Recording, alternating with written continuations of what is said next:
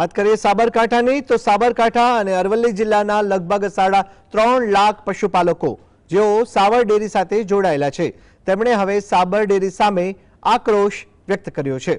પશુપાલકોનો આક્ષેપ છે કે સાબર ડેરીએ છેલ્લા 2 વર્ષમાં દૂધના ભાવફેર તરીકે ₹600 કરોડ અને ₹650 કરોડની ચૂકવણી કરી હતી, જ્યારે ચાલુ વર્ષે માત્ર ₹350 કરોડનો ભાવફેર આપવામાં આવ્યો છે। આ ઘટાડાને કારણે પશુપાલકોમાં ભારે અસંતોષ ફેલાયો છે અને તેમને સાબર ડેરી સામે વિરોધ શરૂ કર્યો છે। જોકે સાબર ડેરીના એમડીએ એક વિડીયો સોશિયલ મીડિયામાં વાયરલ કરતા બાયડના ધારાસભ્ય ધવલસિંહ ઝાલાએ પણ તેમની સામે સવાલ ઉઠાવ્યા હતા।